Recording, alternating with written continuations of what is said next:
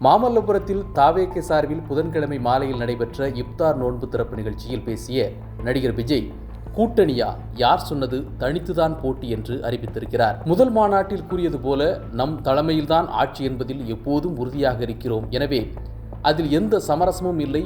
மற்ற யார் தலைமையிலும் செல்ல எந்த கூட்டணியுடனும் பேச்சுவார்த்தையும் இல்லை. கூட்டணி தொடர்பாக யார் என்ன அவதூறு பரப்பினாலும் நம்பாதீர்கள்.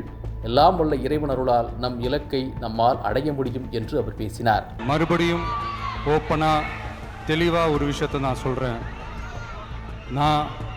நாங்கள் எப்பவுமே மதச்சார்பற்ற கொள்கைன்றதில் அந்த ஸ்டாண்ட்லேயோ மதச்சார்பற்ற சமூக நீதின்ற அந்த நிலைப்பாட்டிலேயோ எப்பவுமே சமரசம் வச்சிக்கவே மாட்டோம். விஜயின் இந்த அறிவிப்பின் மூலம் நிலைமை தெளிவாகிவிட்டதாகத்தான் நம்பப்படுகிறது.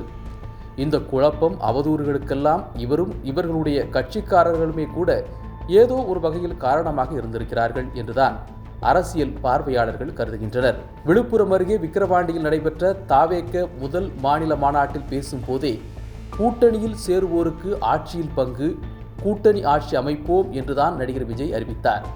அப்படியென்றால் கூட்டணி அமைக்க கட்சிகளை வரவேற்கிறோம், கதவுகள் திறந்திருக்கின்றன என்றுதானே பொருள்.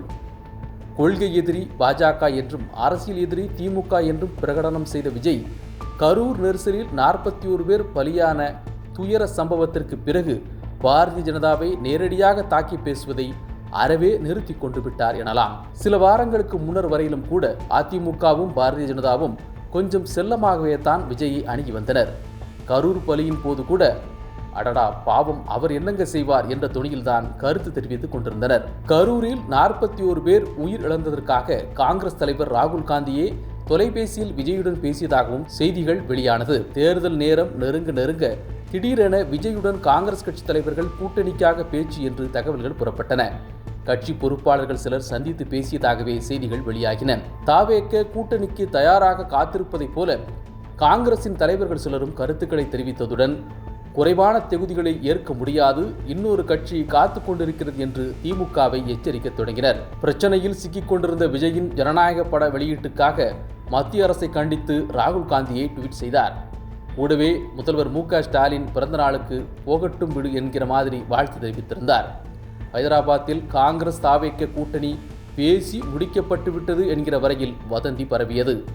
ஆனால் திடீரென திமுக காங்கிரஸ் கூட்டணி உறுதியாகிவிட்டதும் எல்லாம் பொசுக்கென அடங்கிவிட்டன. காங்கிரசுக்கு 3 தொகுதிகள் லாபம். அடுத்து தேசிய ஜனநாயக கூட்டணியுடன் தாவேகே சேரும் என்ற செய்தி திட்டமிட்டோ திட்டமிடப்படாமலோ பரவியது அல்லது பரப்பப்பட்டது. தில்லியில் பாஜக தலைமையுடன் பேச்சுக்கள் நடப்பதாகவும் அதற்கான காரண காரிய விளக்கங்களுடனும் அவை நடந்தேறின. இதனிடையே 13ஆம் தேதி காணொலி வாயிலாக தாவேக மாவட்ட செயலாளர்கள் அவசர ஆலோசனை கூட்டம் நடைபெற்றது. கூட்டத்தில் 132 மாவட்டங்களின் செயலர்கள் பங்கேற்றனர். பொதுச் செயலர் புஷி ஆனந்த் ஆலோசனை நடத்தினார். பிற்பகலில் 2 மணி நேரம் கூட்டம் நடந்ததாகவும் கூட்டணி அழைப்புகளை ஏற்று கூட்டணிக்கு செல்லலாமா என்று விவாதிக்கப்பட்டதாகவும் தகவல்கள் பரவின. கூட்டத்தில் 95 மாவட்ட செயலர்கள் கூட்டணி சேர ஆதரவாக இருப்பதாக கூறப்பட்டது. ஆனால் கூட்டணிக்கு ஆதரவாக பேசப்பட்டது யாருடன் என்பது பற்றி எதுவுமில்லை. பாரதிய ஜனதா அதிமுக கூட்டணி பற்றி கூறப்படவும் இல்லை. ஆனால் ஊடகங்களில்தான் தேசிய ஜனநாயக கூட்டணி என்று தகவல் பரவின. எந்த நிலையில்தான் கூட்டணி பேச்சுக்கள் நடத்தப்பட்டு வருவதாக கூறப்படும் தகவல்கள் முற்றிலும் உண்மைக்கு புறம்பானவை என்று எல்லாவற்றையும் மறுத்து விழாவாரியாக கட்சியின் இணை பொதுச் செயலர் CTR நிர்மல்குமார் ஒரு பதிவை வெளியிட்டார். ஆனால் அடுத்த நாளே சென்னையில் கொளத்தூர் தொகுதி பெரம்பூரில் நடைபெற்ற கூட்டத்தில் தாவேகவின் தேர்தல் பிரச்சார மேலாண்மை செயலர் ஆதவ் அர்ஜுனா, 234 தொகுதிகளிலும் தனியாக களம் காண்கிறோம். நீங்கள் 90, நாங்கள் 90, நீங்கள் 2.5 ஆண்டுகள் முதல்வர், நாங்கள் 2.5 ஆண்டுகள் முதல்வர் என்று விஜய்க்கு நிறைய சலுகைகள் கொடுத்தார்கள். ஆனால் நான் மதச்சார்பற்ற சமூக நீதி அரசியலை உருவாக்குவேன் என்று விஜய் சொல்லிவிட்டார். 234 தொகுதிகளுக்கு வேட்பாளர்களை விஜய் தேர்வு செய்துள்ளார் என்று அறிவித்தார். 90, 2.5 என்று யார் பேசினார்கள், யாருடன் பேசினார்கள் என்று ஆதவ் அர்ஜுனா தெரிவிக்கவில்லை. பேசினார்கள் என்பதுடன் நிறுத்திக் கொண்டார். இத்தகைய சூழலில்தான் மறுநாள் கட்சித் தலைவர் விஜயே நேரடியாக இப்தார் நோன்பு திறப்பு நிகழ்ச்சிக்கு வந்து பொய்யான பிரச்சாரத்தை புறந்தள்ளுங்கள், தனித்துதான் போட்டி என்று அறிவித்திருக்கிறார். நம்புவோம். சரி, இந்த தேர்தல் 4 முனை போட்டியாகவே இருந்துவிட்டு போகட்டும். ஏற்கனவே தமிழ்நாட்டில் 4 முனை போட்டி ஏற்பட்ட போதெல்லாம் ஏதேனும் இரு அணிகள்தான் பெரும்பாலான இடங்களை கைப்பற்றியிருக்கின்றன. மீதி இரண்டும் பெரிதாக சோபிக்கவில்லை என்பதுதான் வரலாறு. தேர்தல் முடிவுகள் என்னவாக வேண்டுமானாலும் இருந்துவிட்டு போகட்டும். தங்கள் தலைவர் சொன்ன பிறகாவது தாவேகவினர் இனிமேலும் குழப்பாமல் இருக்க வேண்டும்.